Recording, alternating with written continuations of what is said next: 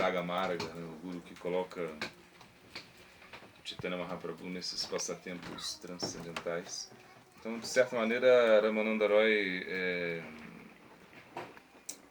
era como assim, visto como pessoa muito elevada, né?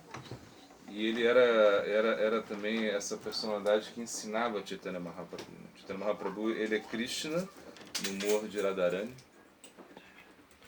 e Ramananda Roy é como Vishaka, né? Lalita Vishaka. Então nisso, Ramananda Roy, ele era como o professor de Chaitanya Mahaprabhu para essas melosidades, né? Uma vez que também se diz que havia um Brahmana chamado Pradyumna Mishra, e ele se aproximou de Chaitanya Mahaprabhu, né? E ele pediu para escutar de Mahaprabhu sobre Krishna, né? Como ele se chamava? Pradyumna Mishra. Então ele queria aprender de Chaitanya Mahaprabhu sobre Krishna, sobre Krishna Tattva. Portanto, Mahaprabhu disse, olha, eu não sei nada, se você quer aprender alguma coisa, você tem que se aproximar de Ramananda Roy. Aprende a ele sobre Krishna, né? Da minha parte você não vai aprender muito, né? Se você vai lá, talvez ele vai conversar com você, né? Então, Pradyumna Mishra, ele ficou um pouquinho indeciso, porque quando ele foi, ele observou que Ramananda Roy ele estava ocupado, né, em algo que aparentemente era muito censurado, né? Na verdade, Ramananda Roy, ele estava treinando, né, as jovens dançarinas do Jagannatha. Então existem essas dançarinas que são meninas que dançam para o Jagannatha, que elas nunca casam, e que e Ramananda Roy estava como treinando nelas, assim, de certa maneira ele tinha que tocar nelas, assim. Então isso agitou um pouquinho a mente de Pradyumna Mishra, que ele não teve coragem de perguntar para Ramananda Roy sobre os tópicos transcendentais, né? Então Mahaprabhu então falou, mas então se você não teve, porque você viu Ramananda Roy treinando as Devidasis, né? Você teve um julgamento, né? A sua mente se agitou um pouquinho, então, mas eu acho que você deveria voltar ali. Você não deve subestimar Ramananda Roy, porque ele tem um controle dos seus sentidos, ele não tem nenhuma malícia, né? Ele não se perturba com isso, né? Então ele tem uma experiência direta de Krishna, né? Então você deveria ir ali e perguntar sobre Krishna Lila para ele, né?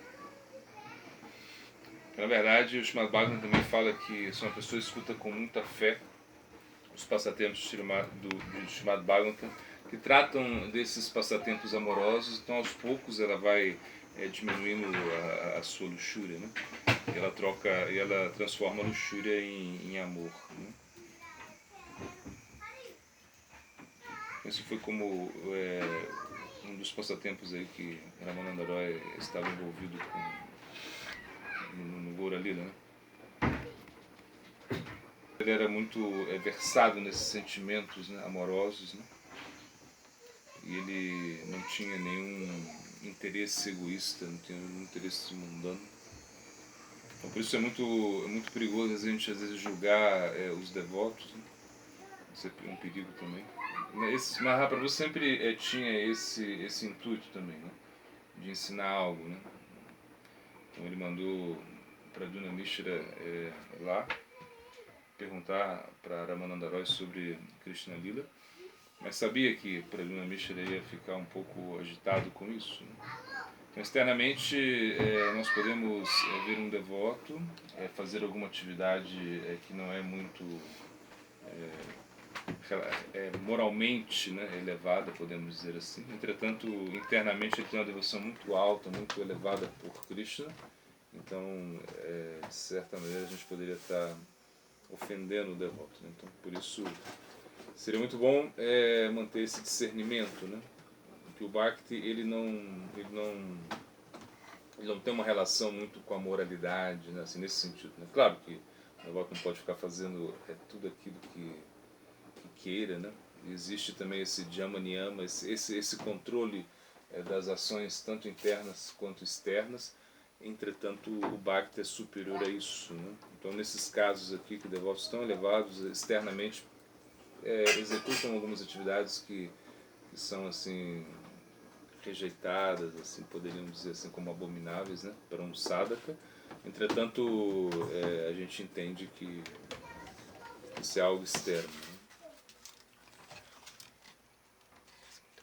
Então, Chaitanya Mahaprabhu disse: olha, acho que você tem que voltar ali, você tem que novamente você tem que novamente perguntar para Ramananda Roy sobre Krishna Lila, né?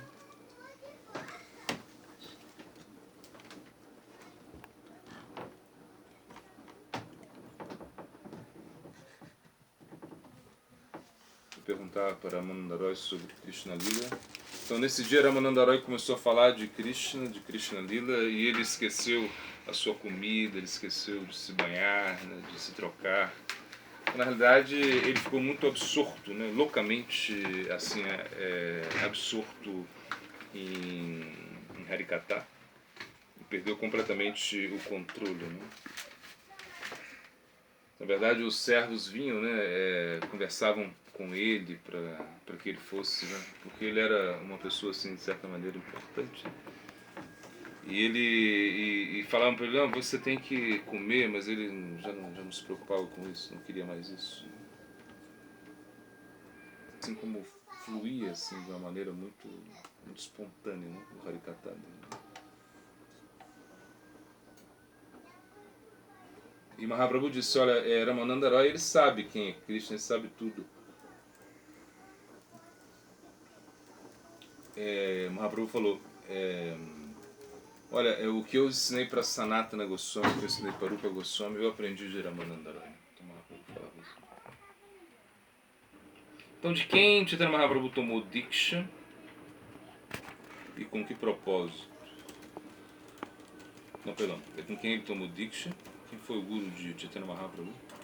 Ishvarapuri. Ishvarapuri. Então, Chaitanya Mahaprabhu, ele era um professor de gramática, né? Era um professor de lógica. E ele era muito... Então, externamente, ele não era um bhakta, né? Então, Mahaprabhu, ele causava muita perturbação nesse momento, porque ele sempre quando encontrava Gadadhara Pandita, sempre quando encontrava Srinivasa Acharya, ele sempre o mesmo Murari Gupta, ele estava sempre desafiando eles, né, para algum debate filosófico, e eles não queriam perder tempo com isso. Mas aí quando Chaitanya Mahaprabhu foi a Gaya e ele foi fazer os ritos funerários, né, fazer cerimônia de Shraddha para o seu pai, aí ele voltou completamente transformado. Por quê? Porque ele havia tomado a iniciação de Ishvarapuri, né? Então Ishvarapuri é o guru Diksha de Chaitanya Mahaprabhu.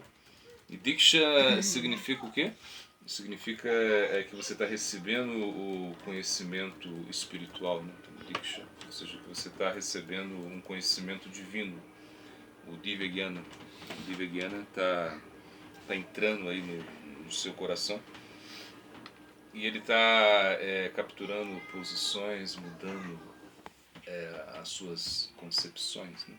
Então, primeiro Guru Padashraya, que significa tomar refúgio, né, num Guru, aceitar um Guru do coração, ou seja, quando você realmente entende que necessita ter um Guru. E para que a gente necessita ter um Guru? Para justamente mudar o nosso ponto de vista, para que a gente não realmente, para que a gente não permaneça com a concepção mundana. Isso é Diksha, né? Depois de Guru Padashraya, aí Diksha. Então você toma refúgio e aí você quer se iniciar. Então a iniciação não é algo somente formal, não é simplesmente aceitar o Guru da boca para fora, é justamente aceitar o processo. Quando você toma refúgio, você aceita Diksha, você aceita também o processo. Então Guru Padashraya Diksha, Gurura Sevana. Então você se ocupa ao serviço ao Guru, né? E depois Sadharma Siksha, então você começa a seguir as instruções do Guru, né? Se você é discípulo, você segue as instruções, ou seja, você tenta seguir as instruções, né? Pelo menos. Né? Guru Sevana. Então, Pritya significa fazer perguntas, né? E perguntas, não perguntas desafiantes, mas perguntas submissas, perguntas relevantes, né? Sobre a nossa vida espiritual. Né? E Sadhumarga Nugamana. Então você começa também a seguir o comportamento do sadhu. Né? Então por isso quando Krishna mesmo, quando Arjuna pergunta a Krishna como o sadhu se comporta, como ele senta, como ele anda, né? O que ele faz. Né? Então isso é uma coisa muito significativa. Né? Então Mahaprabhu tomou Diksha de Ishvarapuri e ele tomou sannyasi de quem e com que propósito? Ele tomou sannyasi de? Keshava Bharati. Keshava Bharati, que era um sannyasi impersonalista, né? Mayavadi. Entretanto, o Mahaprabhu, diz que o Mahaprabhu iniciou ele, né? Ele iniciou ele no Krishna Mantra. E Keshava Bharati, ele era um devoto muito elevado. Entretanto, o Mahaprabhu, ele aceitou Keshava Bharati como seu guru, porque ele tinha esse propósito de pregar, uma vez que nesse momento, né, os Vaishnavas, eles não tinham uma posição, né, dentro da sociedade ou uma coisa assim. O Mahaprabhu aceitou um Mayavadi, né, como um guru, né, para que as pessoas pudessem respeitá-lo. Então o passatempo foi que Mahaprabhu, quando ele voltou de Gaya, ele começou a mudar a sua forma de ensinar gramática. Né? Ele começava, ele não queria mais, primeiro ele não queria mais ensinar a gramática, ele não queria mais ensinar o sânscrito. Entretanto, seus alunos eram muito apegados a Chaitanya Mahaprabhu, porque ele era o melhor professor que tinha. Então eles foram reclamar para o mestre de Chaitanya Mahaprabhu, o seu professor de sânscrito. Qual era o nome dele? Gangadasa. Né? Então Gangadasa era o professor de Chaitanya Mahaprabhu. E ele disse para Mahaprabhu: olha, você acha que você agora se tornou um devoto, mas você não tem que esquecer os seus alunos, você tem que ensiná-los, né? Você acha que seu pai não era um devoto? Como se falava Mahaprabhu, né? Todas essas pessoas que ensinavam o sânscrito, eles eram devotos também, nem por isso eles deixaram de ensinar o sânscrito. Então ele pediu para o Mahaprabhu continuar. Se o Mahaprabhu tentou continuar, ele continuou nisso, só que ele começou a fazer um método assim de ensinar sânscrito onde a consciência de Krishna pudesse também ser utilizada, uma coisa assim. Mas no momento o Mahaprabhu se enlouqueceu muito quando ele começava a sair gritando Gopi, Gopi, Gopi, Gopi, Gopi. E aí vieram falar com ele: olha, você não pode ficar falando Gopi, Gopi, Gopi, isso não está nas escrituras, né? Krishna, o nome de Krishna está nas escrituras. Se você fala Krishna, se entende, mas Gopi não. Aí Mahaprabhu saiu correndo atrás dele com um pedaço de pau, atrás deles, né? E eles quiseram dar uma surra em Chaitanya Mahaprabhu. Então foi por isso que Mahaprabhu falou: olha, eu sou um médico, quero tratar as pessoas, mas eles estão indo contra mim. Eles estão indo contra a instrução do médico, então eu quero pregar, eu quero ajudá-los, e para isso eu tenho que ser respeitado. Então por isso ele tomou o sannyas. Então, e para o... De quem Mahaprabhu tomou a iniciação Raga Marga? Não, foi de Ramananda Roy, como a gente tinha falado. Né? E ele toma isso para quê? Para ingressar nos passatempos transcendentais de Krishna. Tem até como uma linha, né, que diz que você deveria ser iniciado no Raga Marga. Mas para o Bhaktisiddhanta ele não quis isso, né? Ele achava que isso era um perigo, né? Porque naquela época havia muita... Assim, até como hoje também, mas naquela época era muito mais forte essa predisposição ao sarradismo, ou seja, esse imitacionismo. Assim. Então havia muitos casos assim, de devotos que haviam se desviados porque justamente porque queriam o Raga Marga, ou seja, queriam entrar em passatempos transcendentais antes de saírem das fases preliminares da devoção, né? E o que é a iniciação Ragamarga? Então, Raga Marga é a iniciação espiritual que o Chaitanya Mahaprabhu tomou de Ramananda Roy, ou seja, você tem um guru e o guru vai começar a te mostrar aspectos, né, do Raga Marga, ou seja, das atividades espirituais espontâneas, né? Isso é o Raga Marga. Onde, por exemplo, aí você já começa a... São detalhes, né, para você meditar, né, na hora que você canta o Santo Nome, né?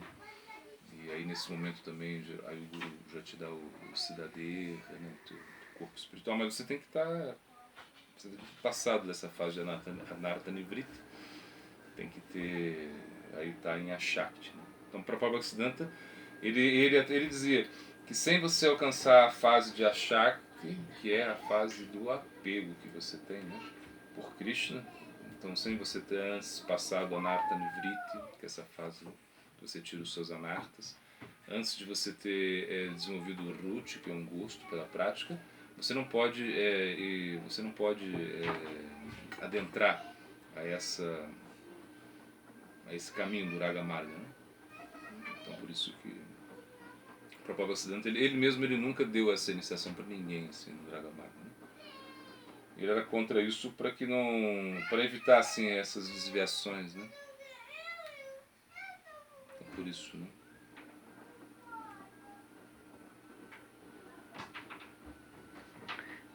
Mas ele fala que ele foi colocado na porta, né, dos Rupanugas, assim, né, porque como ele era, isso que nesse momento ele entendeu o significado do nome, né, Rakshasa, ou seja, Rakshasa como o protetor, né. Então ele falou, então eu fui colocado na porta, porque como Sri Samaraj escolheu ele para cantar essa canção, né, eles entenderam se entendia que ele tinha mais realização sobre esses assuntos, né? Então, ou seja, como nós somos Rupanugas, né?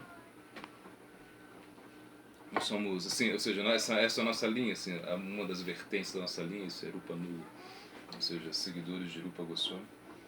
E isso significa ajudar no campo das manjaris, né? As manjaris que são as jovenzinhas, né? Que estão servindo a Radha Krishna nesses passatempos conjugais. Então ele, como o Sri Samaraj foi colocado nessa posição assim, de entrar nesse campo, assim, ou seja, então, como provável que você não estivesse aceitando ele aí nesse campo, é isso que se entendeu. E as pessoas ficaram assim, muito impressionadas com isso, né?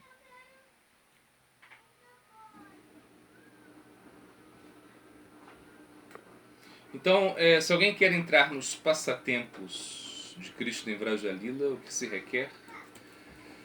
Então, que se refugie em um servo na melosidade conjugal, Madhura Rasa, né? Porque eles são espertos nessa situação. Então, esse é o caminho do Raga Marga. A gente tem sempre que seguir os Vrajavasis, né? Ou seja, os Vrajabhaktas.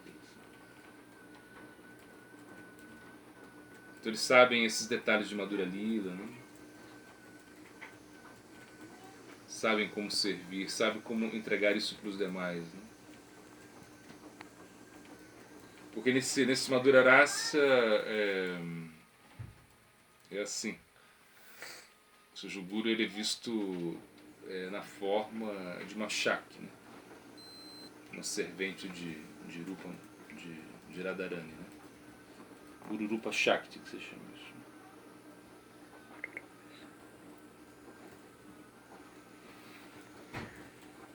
Então quem era Ramananda Roy, né, no Krishna Lila? A gente já falou, era Vishaka, né? Vishaka Shakti, né? Que era essa assistente pessoal, né? Isso é como a mão direita de Srimati Radharani, né?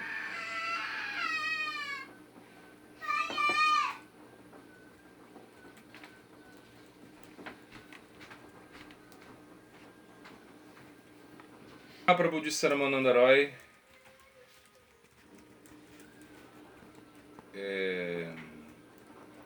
mostrando para mostrar a necessidade de se ter uma associação nesse campo, né?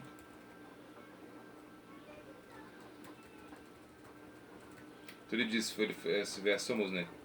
Kiva Vipra, Kiva Nyasi, Shudra, Kena Noiva. Ei Krishna Tata Veta Seikuru. Então o verso ele diz, ele falou, né?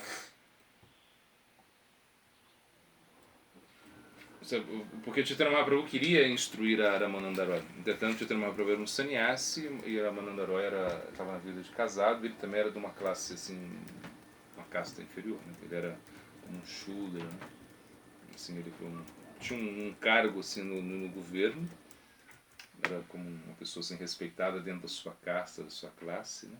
Mas quando ele se encontrou no Godavari com Chaitanya Mahaprabhu, o Mahaprabhu falou, você tem que me explicar sobre as melosidades transcendentais.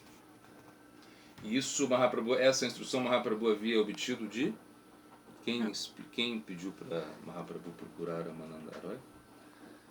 Patraparudama. Não, a Sarvabhauma Bhattacharya.